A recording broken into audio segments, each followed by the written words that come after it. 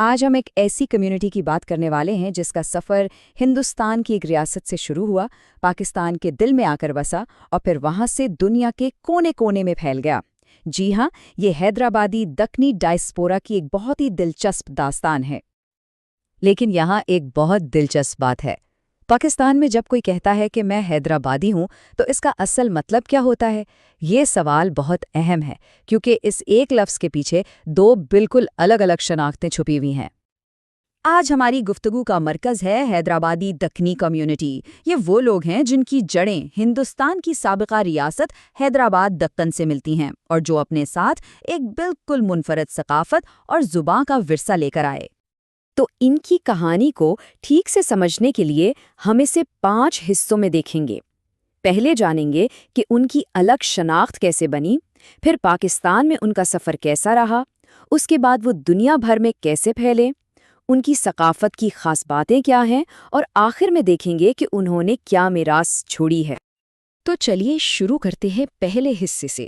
آخر یہ الگ دکنی شناخت ہے کیا، اور وہ کون سا تاریخی موڑ تھا جس نے اس پورے سفر کی بنیاد رکھی؟ اس عظیم ہجرت کے پیچھے جو ایک بڑا واقعہ تھا وہ تھا 1948 کا سقوط حیدرآباد۔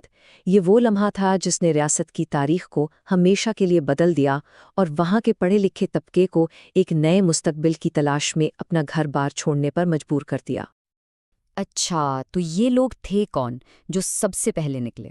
ان میں زیادہ تر حیدرآباد دکن کے پڑھے لکھے اور ہنرمند لوگ تھے، تجربہ کار سرکاری افسران، دانشور اور ایسے خاندان جو اپنی ایک خاص ثقافتی پہچان رکھتے تھے۔ یہ تو تھی شروعات۔ اب دیکھتے ہیں کہ پاکستان پہنچ کر ان کا سفر کیسا رہا۔ یہ داستان کراچی کے ساحلوں سے شروع ہوتی ہے اور اسلام آباد کے ایوانوں تک جاتی ہے۔ پاکستان میں ان کی کہانی کے آپ کہہ لیں کہ 3 بڑے موڑ تھے۔ پہلا 1948 میں ہجرت کے بعد 50 کی دہائی میں کراچی میں آباد ہونا، اور پھر دوسرا بڑا اور فیصلہ کن قدم تھا 60 کی دہائی میں نئے دارالحکومت اسلام آباد کا رخ کرنا۔ اور یہیں پر ایک بہت ہی دلچسپ پہلو سامنے آتا ہے۔ ان کی اعلیٰ تعلیم اور ساتھ ہی ان کے خاص شاہانہ آداب نے انہیں نئے دارالحکومت کی بیوروکریسی کی بنیاد رکھنے کے لیے ایک بہترین انتخاب بنا دیا۔ یعنی وہ اپنے ساتھ صرف ڈگریاں نہیں بلکہ ایک پوری تہذیب لے کر آئے تھے۔ اسلام آباد پر ان کی چھاپ آج بھی بہت گہری ہے۔ شہر کے انتظامی ڈھانچے کی بنیاد رکھنے والوں میں ان کا کردار کلیدی تھا۔ آج بھی F6 اور F7 جیسے سیکٹرز میں ان کے خاندانوں کی کہانیاں ملتی ہیں۔ اور بات صرف یہاں ختم نہیں ہوتی، وہ اپنے ساتھ بگھارے بینگن اور کچی بریانی کا ذائقہ اور دکنی اردو کی خاص مٹھاس بھی لائے۔ اب کہانی پاکستان کی سرحدوں سے بھی آگے نکلتی ہے اور عالمی منظرنامے پر آتی ہے۔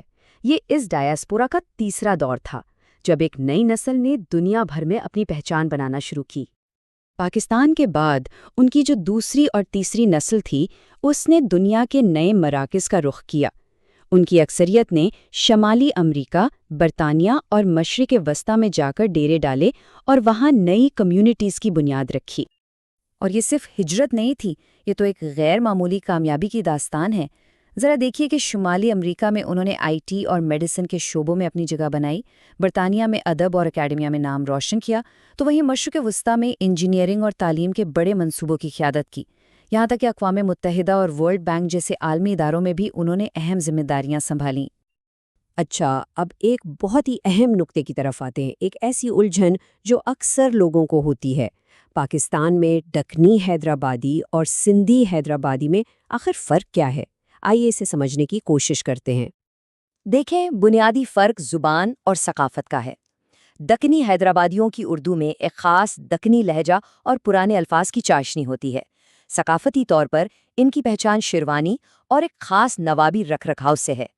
اس کے برعکس سندھی حیدرآبادیوں کی زبان سندھی یا پھر عام اردو ہے، اور ان کے رسم و رواج مقامی سندھی ثقافت سے گہرے طور پر جڑے ہوئے ہیں۔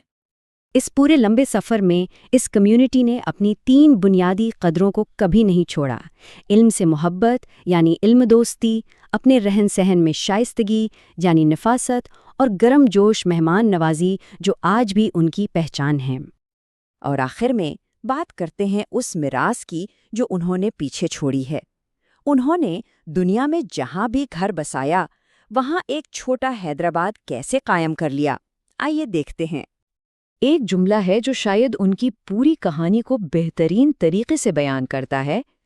وہ جہاں بھی گئے اپنے ساتھ ایک منی حیدرآباد لے کر گئے۔ یہ صرف کہنے کی بات نہیں، یہ ان کی اپنی ثقافت کو زندہ رکھنے کی ایک جیتی جاگتی حقیقت ہے۔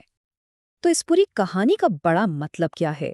یہ کہ عالمی سطح پر یہ کمیونٹی پاکستان کے لیے ایک بہت ہی زبردست سافٹ امیج کی حیثیت رکھتی ہے۔